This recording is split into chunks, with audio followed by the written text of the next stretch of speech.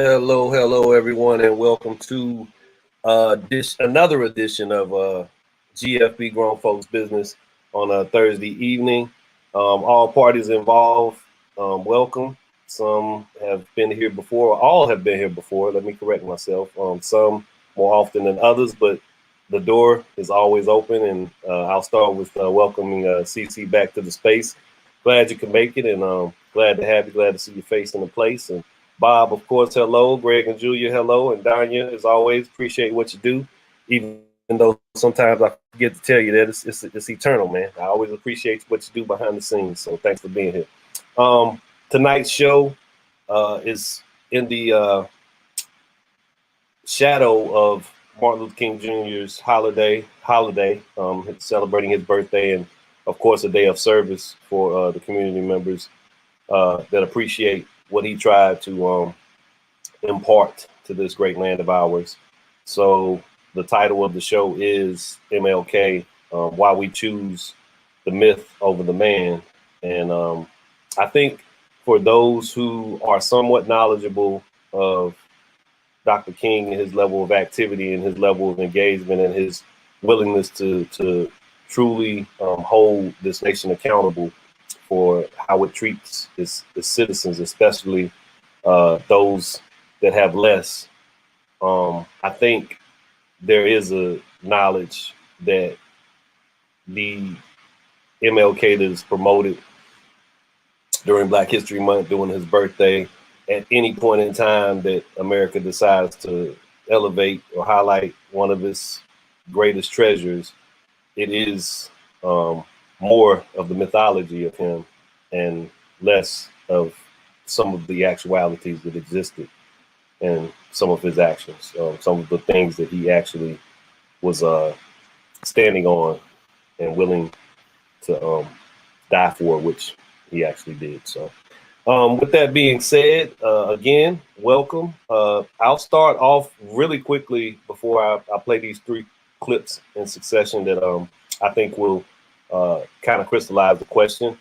Tonight's show is more about hey Mary, how you doing? Good to see you. And good that I'm guessing that is Mr. Ryan. So good to meet you virtually. Will's the way to go there, Phil. All right, man. Good to meet you. Good to see you. Good to see you. Welcome. Glad you could join us. So I'm just framing tonight's show. So I'm going to play three clips that I think crystallize the questioning, and for tonight's show, you guys come up with answers for that one particular question. So I won't be rattling off a bunch of questions as I usually do. It'll be you guys answering the main one. Why do we choose the myth over the man when it comes to MLK? Why does American society seemingly sway towards the lighter side of the things that he was trying to get done in this society and push forward to make this country live up to its own ideals? So I wanted to make that point clear, but I'll also begin with if there's something you can share, because I believe everybody in this space probably did something in recognition of the holiday.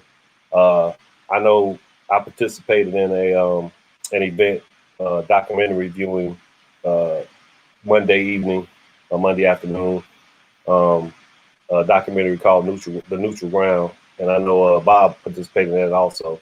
But just really quickly before I play these clips, is there something that you did, whether it was physical activity and actually volunteering or doing something of that nature, or just a moment of reflection that you may have taken in the realm of celebration of MLK Day? So really quickly, let's go around the space and just you can talk about what you might have really reflected on or tried to approach from a mental standpoint, or some actual action that you did. I watched the documentary. I had some wonderful discussions after and around it, and I think a large part of what I do in my waking life is always connected to some ideas and some of the energies that MLK exuded for our betterment. So I think it's a daily process for me for the most part. Bob, what about you?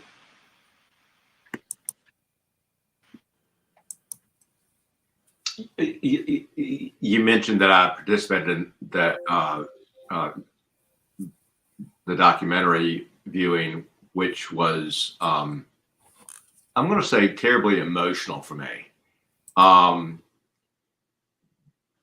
But beyond that, for me, the day is more reflective, and because I'm old enough to remember when Martin Luther King Day became, well, I'm old enough to remember Martin Luther King. And I'm old enough to remember Martin Luther King when he was alive and what the various perceptions were of him when he was alive. And so I always reflect on that. The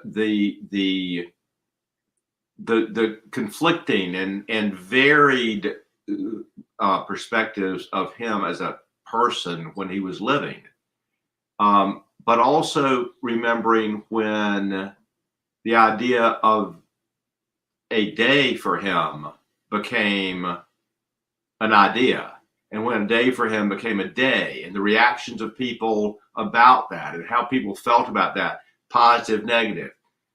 And I remember heading a company during that time and making that a day, and making that a day to talk about things. So for me, it's a day of reflection over the course of a good bit of my personal experience and whatnot with that. I should make it more intentional about doing something current. The documentary piece was that for this year. Appreciate that. Yeah, and there's no requirement. It's like people who only gain some forms of morality or what they espouse to be their religious leaning on Sundays. You can do that any day. Christmas is every day. That's the best example I have. Christmas is every day.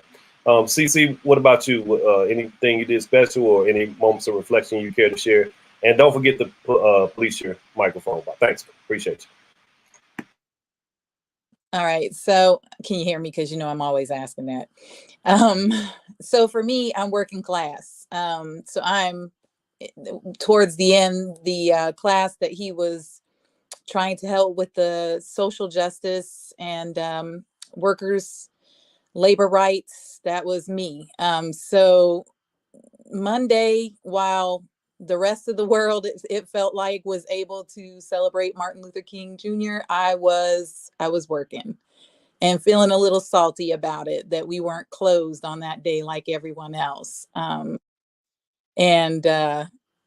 not being alone in that, listening to other Black coworkers expressing the same dismay.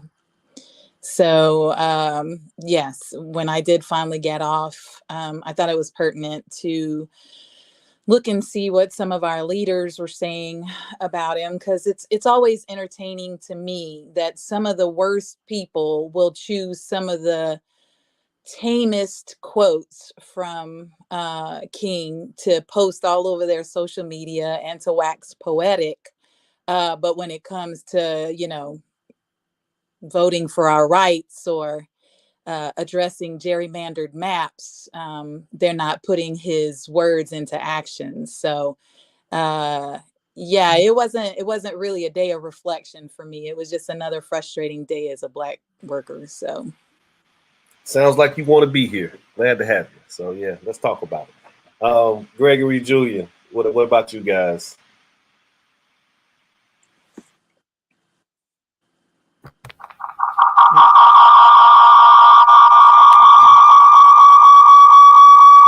Oh, I don't know what that's about.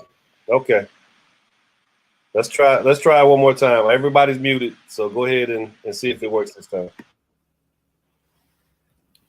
Thanks for the. Are you guys on two devices? maybe is there two things going on somewhere? I'm gonna come back to you. Yeah, I see one. Yeah, you're on two devices. Is that what it is, Daniel? Apparently, because they hold on. That might happen when something's in proximity. I'm gonna come back to you guys if Daniel gets it sorted and everything, but I'll come right back to you, Mary and Will. What about you guys?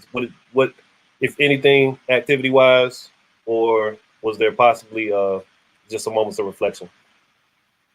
Well, both of us watched the Neutral Ground documentary and stayed on for the discussion that followed that, and which is why we made sure to come on tonight. But every Martin Luther King Day, I always reflect back to when I was fairly young and the television documentary had come out. You remember it was a mini series about MLK, and that was really the first significant exposure I had to the information about his life and what went on. It certainly had never been taught it in public school. Maybe just a few brief mentions, but not the whole story. And that was, for the time pretty comprehensive. And I always reflect on how some things have changed, but other things haven't changed at all, or very, very little. And there's so much more to do. I apologize, and it may have been me. I dropped out for a moment, and I did hear you mention the documentary that I think you said you guys watched, and it gave you a better perspective and more in-depth view of who he was as a man, as opposed to what's pronounced more so as what Cece was alluding to earlier, the easy cherry picking of things to frame him as opposed to allowing his own words to frame him. I apologize for that. I don't know if it was me or if everybody lost contact, but I lost contact. So continue, and I'm sorry. You will. Oh, okay. I always remember I watched the documentary as well, which was very impressive. But I always remember the night he was shot. I lived about a mile outside of DC at the time. Growing up, I was like 9 years old, and I remember from the second story window at my mother and father's bedroom, we could see the glow of the flames from the riots downtown, and it was very unsettling. And I did not comprehend it at the time very much at all, but I've never, I don't know, things like racism have just, something specifically like racism has never made sense to me. I mean, I was like born wired differently somehow. I don't know. It's never occurred to me that, that a human being is, it's a human being's a human being. I think empathy was one of the things that came up in the discussion the other night. And I think on some fundamental level, not everyone feels that everyone else is a human being, and which makes empathy very difficult. So I don't know. And then King, I've learned so much more about him from people like Cornel West and Noam Chomsky, the people that don't get on the mainstream. You got to look a little differently to find this stuff. And I guess it was the beyond the civil rights, it was the poor and the war in Vietnam. I was very much opposed to that by the time I was 11 or 12. But I didn't know at the time that the King was probably making himself a bigger target going into that area. Yeah, wonderful observations, Will. So you have touched on something that the clips I'm going to play, Martin Luther King Jr. is going to touch on, and it is in consideration of that perpetual state of war, the Vietnam War is taking place. But these words that he says in one of these clips could easily be placed today, because we've been in now what is America's longest war in the Middle East. So yeah, there's something that needs to be better understood from that dynamic. Did you have anything else you wanted to add? No, Okay. ready to listen again. All right. Well, I appreciate you being here. And again, if you don't mind, just hit that mute button just so we don't get feedback and reverb. Julian, Greg, let's see if you guys have got the issue solved. I want to hear from you and what your thoughts were on Monday. Okay, let's give it another go. It sounds good. Will, we've not met before, but we have had similar early experiences. I was in Chicago while you were in DC, and I remember the riots after Dr. King was killed. In fact, my early memories growing up was one assassination after another in those early days. I remember waking up one morning and thinking, my gosh, what is going on? It was John F. Kennedy, it was Robert Kennedy, it was MLK. It just, to me, it seemed like it was in rapid succession and that we were doomed. It was the craziest things were going on. There was no explanation, didn't understand it. As you will, my family, myself, were never wired to ever think in terms of racism. We just never did. My mother was born and raised in Georgia. My father was first generation from Yugoslavia and grew up in Cleveland, Ohio. They met, got married. And in our family, there was never any racism. There was only misunderstanding, could not understand how people could behave and think the way they did. So that was my first experience of Dr. King, the effect that his death had on the country and myself, my family. Later, as we've grown and have learned to look at life in a broader sense, we see Martin Luther King, Dr. King, and others as giants, spiritual giants, who affect an entire planet by their consciousness, by what they believed and how they lived, the example that they lived. And we read his words as we grow in consciousness. We grow up, we become more mature. We can read his words and see them for the incredible brilliance and wisdom and heart and divinity that he carried, the divine wisdom that he carried, and what a gift it was to humanity.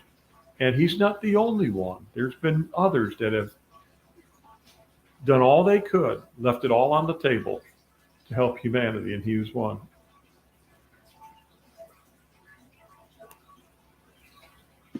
You're going to leave that right there, Julia? You don't have one?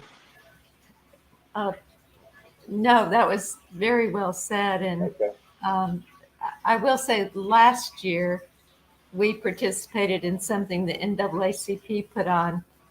There's a little Ebenezer church in Mocksville, and we participated in a parade, like a car.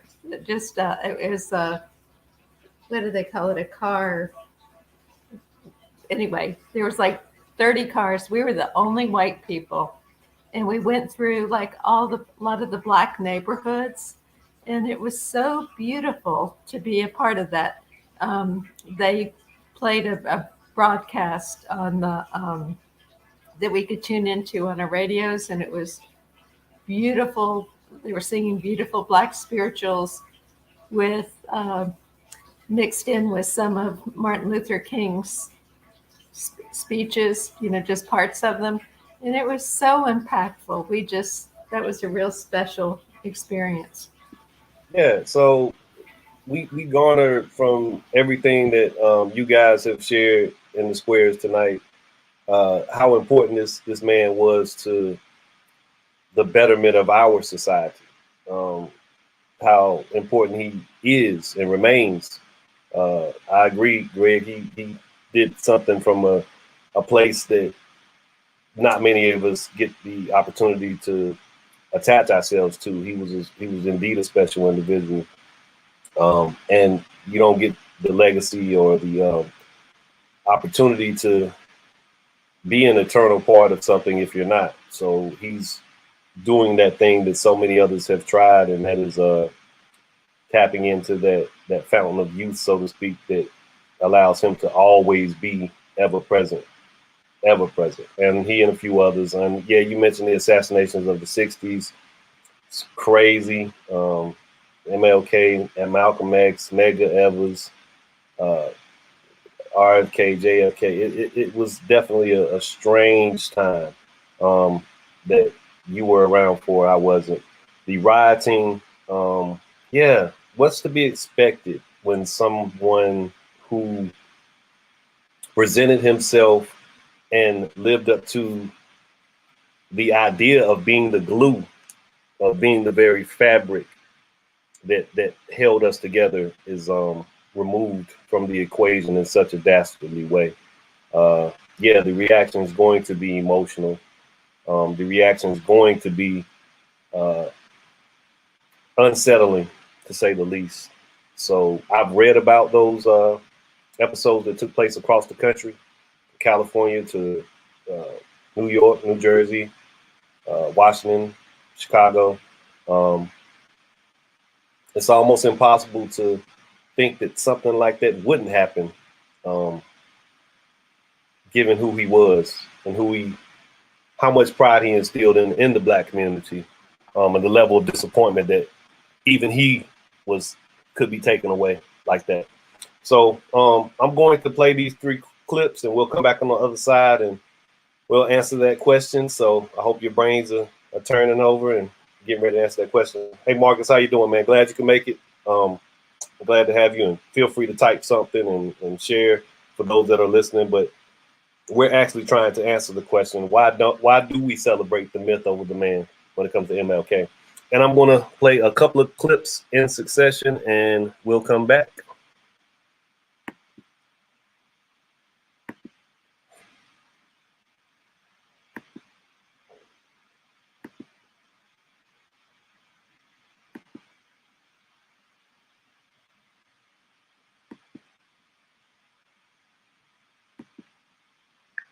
First, I must confess that over the past few years, I have been gravely disappointed with the white moderate. I have almost reached the regrettable conclusion that the Negro's great stumbling block in his stride toward freedom is not the white citizens' counselor or the Ku Klux Klaner, but the white moderate, who is more devoted to order than to justice, who prefers a negative peace, which is the absence of tension, to a positive peace, which is the presence of justice, who constantly says, I agree with you on the goal you seek, but I cannot agree with your methods of direct action, who paternalistically believes he can set the timetable for another man's freedom, who lives by a mythical concept of time, and who constantly advises the Negro to wait for a more convenient season. Shallow understanding from people of goodwill is more frustrating than absolute misunderstanding from people of ill will. Lukewarm acceptance is much more bewildering than outright rejection. I had hoped that the white moderate would understand that law and order exists for the purpose of establishing justice, and that when they fail in this purpose, they become the dangerously structured dams that block the flow of social progress. I had hoped that white moderates would understand that the present tension in the South is a necessary phase of the transition from an obnoxious negative peace in which the Negro passively accepted his unjust plight to a substantive and positive peace in which all men will respect the dignity and worth of human personality. Actually, we who engage in nonviolent direct action are not the creators of tension. We merely bring to the surface the hidden tension that is already alive. We bring it out in the open where it can be seen and dealt with. like a boil that can never be cured, so long as it is covered up, but must be open with all its ugliness to the natural medicines of air and life. Injustice must be exposed with all the tension its exposure creates to the light of human conscience and the air of national opinion before it can be cured. To the message.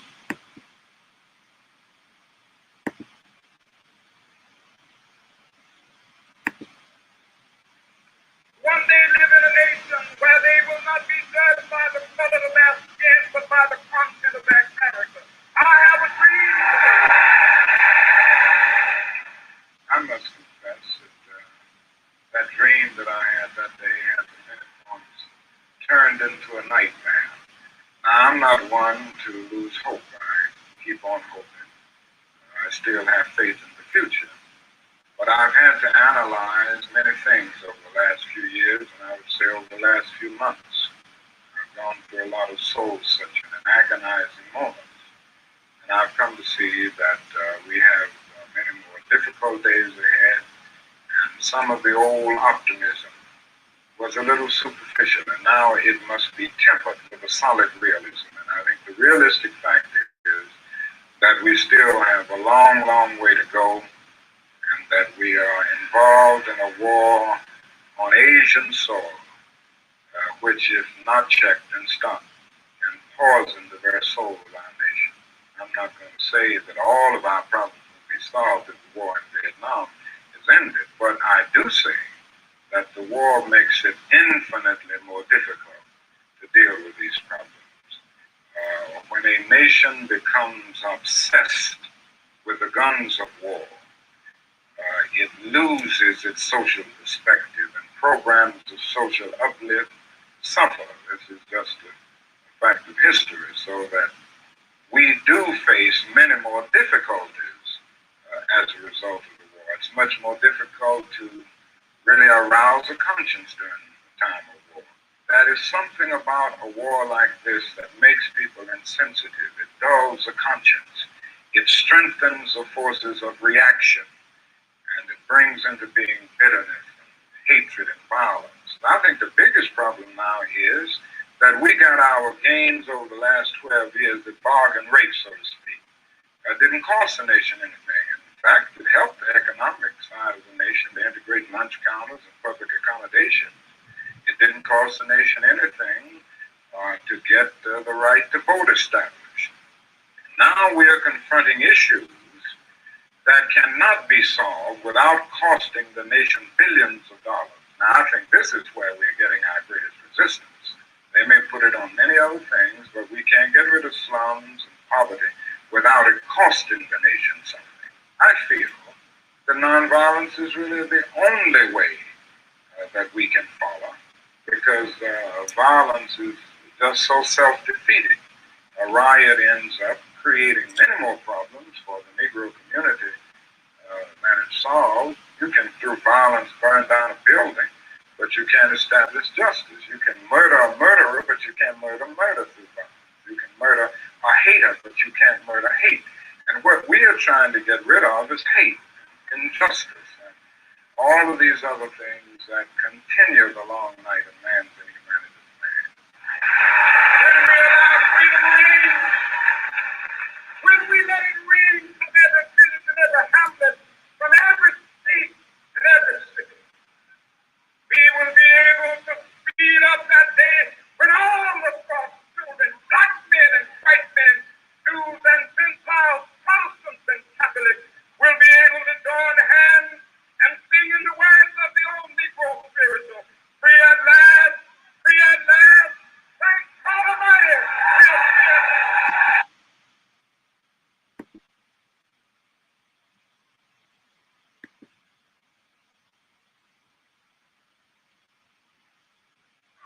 At the very same time that America refused to give the Negro any land, through an act of Congress, our government was giving away millions of acres of land in the West and the Midwest, which meant that it was willing to undergird its white peasants from Europe with an economic floor.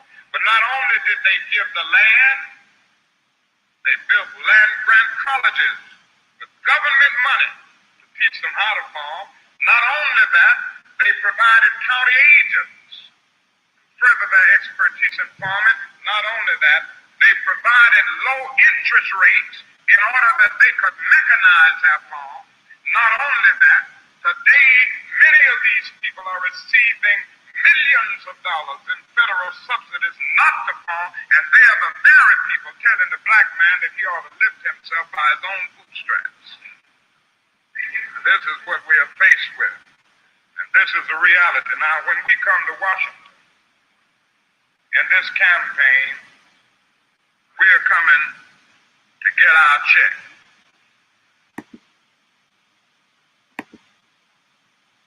All right. I hope that was edifying. That is the how you doing, Cam? That is the king that I know. That's the king that I have looked at with 2020 or 2030 vision. Yeah, it's a different king than the one that we received. The one clip, which is much longer if you ever choose to go view it, where he's standing in the church and the reporter's looking up at him. It's a much longer clip. I actually used it in my class last semester. But I like that version because it bookends the I Have a Dream speech. And in between, he's speaking about his dream becoming a nightmare so many years after that wonderful moment that America loves, because it was words of unification despite the circumstance that existed. And as he progressed himself in understanding that there was even more work to do, that the complacency was dangerous, as it always had been. His letter from Birmingham jail speaks to that complacency, that just wait, it'll happen, give it a little time, and the dangers of sitting on one's hands and knowing that there's got to be a heightened awareness to the circumstances and a heightened reaction to them. So yeah, those are clips that I think frame the king that I know, based on my readings and the various connections I've made via documentary, books, speeches. If you go read some of his writings, go visit the museum. All of those type things give you a much clearer view of the man. But that brings us to the answering of this question, right? So why do we choose the myth over the man, right? I think those clips can kind of give you an idea as to what is selected by the powers that be, by media, by the stabilizers of our society, as not being the ones that are the more popular views that he held. So that could be one answer. I'll begin, and please just this is a different type way we're doing the show, and it is in honor of that great man. When I asked the question why we choose the myth over the man, I said because we know the dire consequences of speaking truth to power with a level of conviction that arouses the masses. We know the dire consequences, and sometimes those consequences aren't dire. Sometimes those consequences are actually effectual change. But that growth moment can be so disrupting and so uncomfortable to so many American citizens that it's a fearful thing. That's why those terms radical and militant, revolutionary, find their way to application to someone who made it clear that he was a nonviolent person, that he would turn the other cheek. But there's a work out somewhere called The Radical King, because so much of the type of reaction and language that he used in those clips I just showed is so suppressed. It's so suppressed, but it's always been there. Bob, What do you got? Anything? Any thoughts? Yeah. Thanks. Foundationally, this goes directly to what we talk about a lot in my sense of our culture being all around myth and delusion. And we are a culture in every facet, it seems to me, where we pick and choose. Pick the Bible. We can have 1,000 references to love, and we pick out 2 references to exclusion. Why is that? We sift through history and story and whatnot, and we pick and choose what we want to grasp and what we want to dismiss. And again, I said earlier, I was alive when Dr. King was alive, and I remember the variations of perspective and so forth and so forth. And yet our culture is one of, we will build the history and the story of the history to be the one that we want it to be, or the one that we're comfortable with, regardless of what the truth is. And so, I don't know, we just aren't oriented around truth. We're not oriented around transparency. We're not oriented around accountability. We are oriented around myth and delusion and building a story. And that myth and delusion started with the fact that we wrote a constitution that we have never honored, we have never fulfilled, and we have never respected anyone in truth who expects us to be accountable to that we wrote and that we built. So why is it that I think Dr. King struggled himself with idealism evolving to realism. And then what do we do with that? And what do we make of that? Because we've always failed with that. We fail the people that, why do we think of him as we do?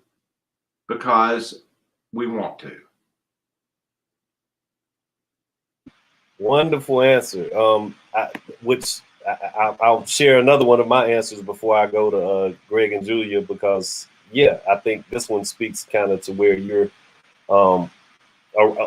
at, bullseye in some opinion. I said another answer is because by doing so, we remove the shared responsibility we have to force our country to live up to its professed ideals.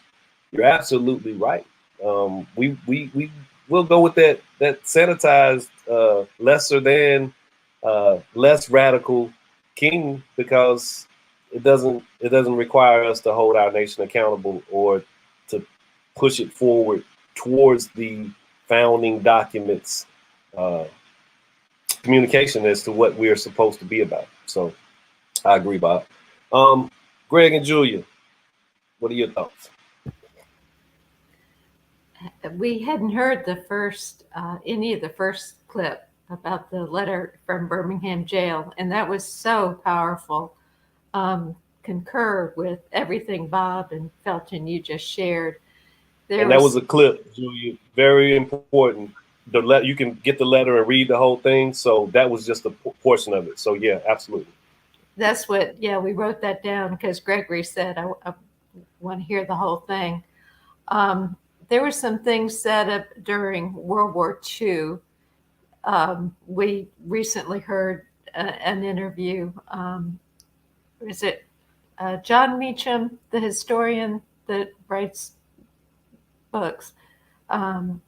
But he studied a lot on Martin Luther King and Churchill, and he has a big history podcast. But there was a quote that stood out, that the biggest sin is good people doing nothing, not speaking out. And I think that's what Bob spoke to and you spoke to, that why should that? You know, white people were comfortable and they're faced with this reality that they don't want to accept.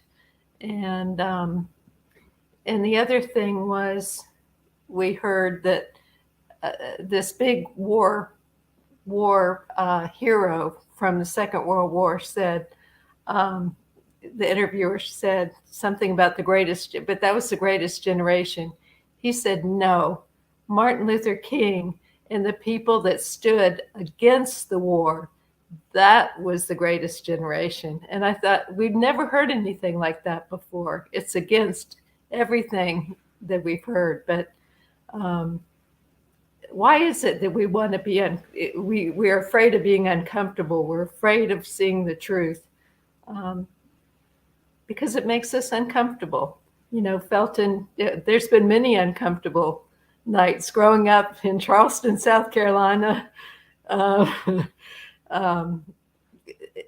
So it's been great. We need to face these truths. Yeah, can I add one thing? Give me 1 second, Bob, and Sure. I wanted to, and I'll come right back to you. I'll come right back to you before I get to Mary and Will and Cece. Real quick, Julia, I want to say the growth requires stretching, and stretching can be painful, and that's something I got from a former boss of mine, Myrna Wigley. I appreciate you. So you can't stretch if you don't grow, or you can't grow if you don't stretch. And stretching can be painful. But I truly appreciate you guys and anybody that spends time with me in the way that you and I and Greg and Bob and Mary at points now, CC's at moments, because I can be a bit of a bitter pill when it comes to conversations like this, so to speak. The time is now. It's not yesterday. It's not tomorrow. It's right now. And that kicking of the can has to stop. So I'm glad that you guys are a part of understanding how much of an emergency it is. We can't continue to play the game that so many before us have. We have to be hands-on. Bob, make your comment really quickly, and then I'm gonna get to the rest of the group, and I'll come back around. Yeah, very quickly. King used the term hate, and we were talking about some things earlier. Part of the problem, I think, is King uses a term hate. White people go, oh, we can't be hateful. We have to be. And so all of a sudden, we have this crowd of people, the moderates that he was talking about. Okay, we can't be hateful. So let's moderate this. Let's kind of modulate this in a way that we can be nice, not be hateful. Let's be patient. Let's find our right time. Let's do all this, blah, blah, blah, blah. It's this gentility of whiteness, that moderate whiteness, that again doesn't face truth, because we want it both ways. We want to be the nice people, and we want to also. So I think that in this whole world of stuff, we've got this centerpiece of people that, oh, we want to be nice. We want to keep it this way. We want to be nice, want to keep it this way. We can't let go of that, but we want to be nice. And so how do we manage this middle space? And I think that to King's point, is the most frustrating and problematic space, because there's nothing to come from it constructive. Yeah, and quickly, Julia, to your point, I would love to see that documentary where the World War II veteran said that, because I've had that conversation with some people, and a friend of mine the other day shared, I like history and I'm interested in history, and generally my interest falls into World War II, and this is a white person, and I'm okay, that's great. Generally, that's where it does fall, because described as that greatest generation because America stepped up, had to be pulled and kicking and dragging at certain points. And of course, Pearl Harbor was very motivating. But America stepped up to defeat fascism. But the whole time that's taking place, America is marred in racism, in discrimination. And that can't make you the greatest generation if you come home to that and are okay with it. Your actions can be commendable. I appreciate defending democracy to that level and defeating Hitler. Very important. But yeah, that's an outstanding take by the guy that you mentioned. You have to send me that documentary title. CC, give me your thoughts and what your answer to the question why we choose the myth over the man. I'm going to have to agree that it comes down to comfort. And in one of the clips you played, he talks about giving the right to vote cost nothing, but the other things that are being asked for cost a lot monetarily. I think that it's terrible when you use someone who was radical, who conjoined racial injustice with economic injustice, who allied racial oppression with class subjection. So when he was saying that we needed the right to vote, and again, it cost them nothing, they fought over it, but in the end, just give it to them, right? But when he started to cross the lines into labor, when he started to tell, both white and at the time he said Negro, but Black workers that they were both equally oppressed, when he started to make them aware as a joined community that their levels of existence needed to be raised, and that that their living standards should be consistent with the natural resources, then you're threatening the natural order of the have and the have-nots. When he started saying that that there's no logic to social distinction, when he started making it known that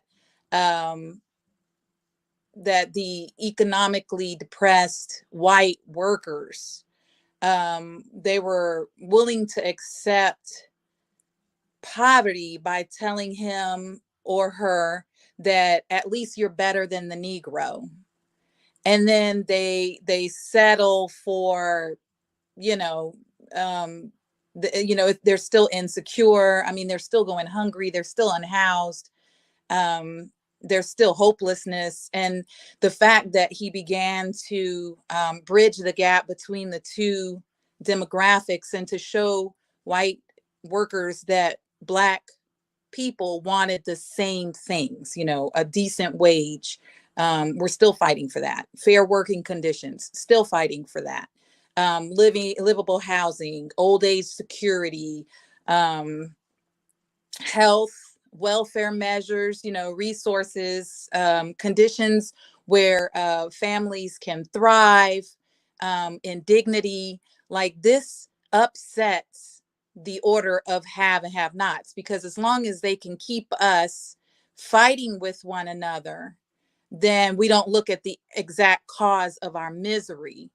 And so I think that the reason he really became a threat is because he began talking about a movement in which color does have some point in it, but the overall injustice is that working people were not getting what in the richest country in the world they should get as their share.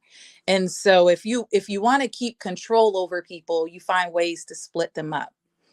And I think that is why they continue to use, um, the I have a dream speech and excerpts from that, to talk to us about, because, saying that you should be humble, saying that you should be meek, and saying those are just ways to keep us from fighting for what we deserve.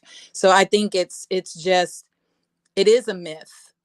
People try to use his most tame uh, speeches, or pick apart, because if you listen to the whole speech, that one little portion is not the entirety of what he said. And so they'll pick that one little piece and keep beating you over the head with it as a way to keep you meek and docile, instead of what he really wanted.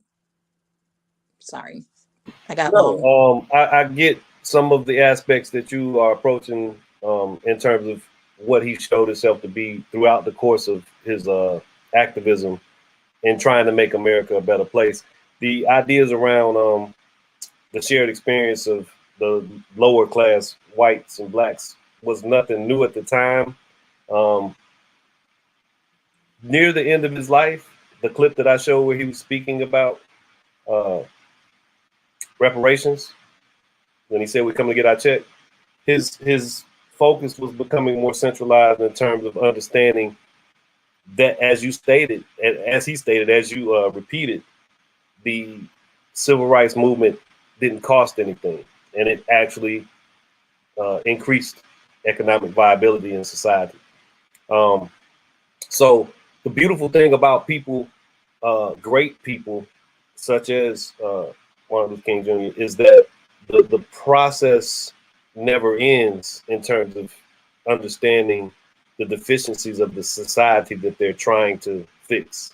The deficiencies are woven in, spider webby. It's almost like when Indiana Jones walks into the cave and gets crap all over him. It's like when we walk in the spider webs. I'm tall. I walk in the spider webs all the time. So I'm just always like, it never comes off. It feels like it's always on you. But that's the nature of the society, and all of the things that it has done to build up the momentum that you speak of, CC, that leads to people not having enough and not crying foul to the society that can provide if his feet are held to the fire. I'll read a quote of MLK's that centralizes his focus on Black Americans, and then I'm coming to Mary and Will, and we'll get some final thoughts. But a society that has done something special against the Negro for hundreds of years must now do something special for him in order to equip him to compete on a just and equal basis. Immediately after slavery, there was all kinds of conversations around a real endeavor to economically empower America's greatest workforce, the people responsible for building the country. During the Civil War in Georgia, Sherman is negotiating with Black community members and pastors. Field Order 15 was 40 acres. That was where 40 acres and a mule came from. That was a real thing. That was a part of negotiation. He asked these people, what do you need? That's what Sherman asked them. And they said land. That's one of the things that was necessary during that period of time. You had to grow stuff and you had to farm. And those are real things that took place. We don't have time to go down and talk about Reconstruction, but everybody knows that was a touchy subject for me because it's one of the greatest failures of this country. We had an opportunity to do something absolutely right, and we chose another path. Mary and Will, let's hear your thoughts. Why did we choose the myth over the man? I think the part about centrists standing in the way is absolutely correct. And it's been persistent for a long time. I call them centrists. Dr. King called them moderates. But centrists, I heard a phrase once, centrists are the cars in the way that are not allowing the ambulance to get through. And so there is a crisis. And people want to do the right things, but the centrists keep blocking the path. And that's still an issue. And I think there's a lot of denial of the collective wound that Black people carry. There's a lot of denial of that. And there's a lot of, I mean, if you even just try to bring up the subject of equity around most white people, they just like, it's like this dome goes down over them and they just don't even want to hear about it or talk about it. I consistently have that experience with most people. And these can be people that I otherwise really like. You know, they can be what most of us would consider very good people and that, you know, care about others and do good things in the world. And, you know, everybody's got their flaws, but they're pretty much good people that you would expect to make the right choices. But when it comes to this, that complacency thing is just baffling. It's baffling how it just continues on and on and on. And without that central group of people shifting their mindset, it's difficult for small groups and tribes and silos, as you would say, Felton, silos of people to try to bring about any significant move and changes in any kind of short period of time. It seems like it takes forever to make the smallest little bit of progress. And I like that part that Bob said about history is like a movie that has been edited for the comfort of people today so that they can handle it and so that they don't get all upset. And I can't understand that either because, you know, life is life on life's terms. Is you deal with what happened, you deal with what has happened, you deal with what is happening, you deal with what's going to happen. That's life. If you're alive, that's life. But people have a tremendous amount of denial operating all the time. All the time. And, you know, comfort isn't just about a roof over your head, clothes on your back, and food in your belly. It's very much a mental state that I've seen a lot, probably in the last 10 years, of the spiritual community that likes to be the progressive spiritual community, moving further and further into that mindset of everything is bliss and everything is, you know, and, you know, I'm a very spiritual person, but I can't go there because I see that everything is not bliss. And there are people in this country that need my help. There are people in the world that need my help. And I can't go under the dome of denial. I just can't, I can't do it. Like Will said, I'm not wired that way. And I find that it's not just past history from a long time ago or even 100 years ago that gets edited into the comfortable movie.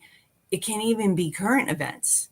We've gotten into such a habit of keeping everybody so comfortable that even current events are being edited to change the story almost as fast as they happen. And it's like, that's a dangerous pattern. And I don't know how to break that one either. I just am pointing out that this is something that I see is an issue in the present, not just past history pertinent. Yeah. So wonderful words. And you and I have had discussions that have definitely been inside of the same realm. Will, did you have anything you wanted to add? I just, thanks, man. Quick point. I've noticed on thresholds of change in my life and changes in the bigger world that when you get to the threshold, it's like the resistance really comes up the biggest to meet you. You got to really make a push to get through on the big ones. I also noticed that most of the monuments our country puts up are to war heroes or wars in general. I noticed, you look at our Bible or whatever in the Bible, the Old Testament is a warrior's story. And this is, it changed in the second half, but that first half, it's the warriors very much ingrained. And I think when King got toward the end of his mountain there, that he started looking at the stuff that it just isn't even questioned. You look at the civil rights, and it's like, okay, this is easy to see. We got different fountains, blah, blah, you know, they got all that, some of this stuff taken care of. But the deeper stuff that, you know, the inequity of the capitalism in general, I guess. He was talking about socialist stuff. He was really, socialist for the people, not socialist for the corporations. Not the military as a jobs corps. That it got tremendous backlash from the powers that be, the Powell memorandum and whatnot. Nixon. We're not standing for this stuff. They don't ever want black and white people and other races to unite against the powers that be, because it wouldn't last long if we did. They don't want you and I or anybody else who's not in the club trying to run the show. And that is magnified by the unlimited amount of exploitation that takes place against Black Americans from people who just get here, from people who are within the Black American community, from people who've been here forever. The exploitation of Black Americans is endless. And because there's something that can be made off of that, it makes what you guys just alluded to that much more of a mountain to climb. But yeah, wonderful comments. Did you have anything else you wanted to add, Will? No, not I. Well, wonderful comments. I'm going to read a quote that you just kind of alluded to about the capitalism thing, and then I'll make a couple of comments, and then we'll get out of here. But something is wrong. This is MLK. Something is wrong with capitalism.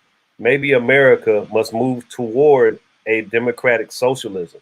We must develop programs that will drive the nation to the realization of the need for a guaranteed annual income. So yeah, he was definitely understanding that the more he chipped away at one thing, something else over here needed some attention. And he was giving it all some attention. And Bob, it kind of brings me to that comment I made to you more recently when we were having a discussion, that wonderful sound bite of JFK saying, ask not what your country can do for you, but what you can do for your country. And I was saying to Bob, we might need to invert that and say, ask what our country can do for us, as opposed to, what we can do for it, because we're at a crossroads right now. Yeah, Bob, I'm coming back around, Bob. I'm coming back around, and we're gonna do some last departing remarks. I'm gonna get this last bit out because Mary, you said something that made me think about these two words, and they're those type words that you know what they mean when you hear them, because they're not really everyday words. Whataboutism is that thing that pops up from so many people when they're talking, and you get to that point that causes that thing to come down, that protection you mentioned, that it's whataboutism. What else? Well, there's something else. There's got to be something besides this Black American thing. Is this whataboutism? And what gets us to the point that we've been discussing overall, and something Cece was mentioning in terms of this realization that these groups of people find some commonality, and that becomes the ultimate disruptor, whether it's the fusion movement that took place in the late 1800s, early 1900s, and what have you. But MLK mentions when the thinkification of Black Americans has led to a legacy of denial of their humanity. And somebody earlier was discussing why is it so hard to understand that we're all human from certain groups of people and such. The thinkification, when you have spent generation upon generation othering a complete group of people who have done nothing but try to be as everyone else in the society, it becomes something that is a form of conditioning that everyone becomes attached to, whether they're conscious of it or not, even those that are that thing, or that thing that people that are thinkified. I'm going to leave my comments there. I'll come back around. Please make a couple of brief comments if you have them. If not, just say good night, because we're already over time. Bob, I'm starting with you. Just going to say, we have the power and the capability to solve both economic, educational, health issues if we were to simply choose to. And our absence of that choice tells me who we are as a people. We can fix it. We need to do that. I agree with that sentiment, and I think it is now upon us in the most dire way to understand that we have to choose better leaders, and I think that's exactly where addressing this stuff will be taken more seriously by those who aren't in it for the political gains, so to speak. Gregory Julia, any departing words? Just so appreciative of CC's Always Bob and Marion Will's comments. It's been a beautiful discussion, and it's our responsibility. I mean, where we are is because of course, history, but we can, like Bob said, make a difference by making correct choices. All right, appreciate that. Mary, Will, any departing shots? It's been a great conversation. It's nice to spend a little time with thinking people. Right. And I appreciate everybody being here and being able to hear other people's perspectives is helpful for me because it makes me feel like I'm not losing my mind living in this world, That's how the exchange works. I totally appreciate you being here too, Mary. And Will, it's a pleasure to meet you. And I look forward to us maybe sitting down sometime. Look forward to it. All right. Good. CC, any last words before we get out of here for this evening? I really thought you were so close to saying it. I thought you were going to say, we all too often have socialism for the rich and rugged free market capitalism for the poor. I just knew you were about to pull that. I didn't get to that quote, but it was there. It was there for me. And I credit Leonard Pitts Jr., a columnist who does wonderful columns. He published a good piece that talked about the quotes that are less utilized by the conservatives. I did see that one and I'm aware of it, but yeah, time. We're already so far over, but I enjoy it. I'm glad you guys are here. And when people stay, you don't know what that does for me. So I appreciate you guys hanging around. So go ahead, CC. Nope, that was it. I was listening to Bob and you said I have a quote and I was like, oh, I know where he's going. See, I have to make sure when I go to MLK's quotes, because of my ideas around where we need to be, and it's about recentering American Blackness right now. It's about us fixing the thing we never did. I have to make sure. But that quote goes just like all the rest of them. It just was not the one that I went to immediately. But I planned on reading all of them, but I didn't get the chance. Yeah, thank you so much for inviting me. I actually really love these. And like what was just said, it is so nice to have just a good conversation with no drama. Yeah, safe space. That's important to me. There's nobody. I don't ask people to come to this space to offend anyone. It's just to do something that we definitely do not do enough of, and that's communicate, connect, find common ground, whatever the case is. I'm here for it, and I appreciate you guys showing up. And you don't know how much it means when people stay this long. So I'm kind of testing it now. I won't test it any longer. You guys have a wonderful evening. I appreciate you all. Gregory, Julia, Mary, Will, CC, thank you. Bob, of course, I appreciate you, man. You all have a wonderful, wonderful evening. And Danya, thanks for what you do, man.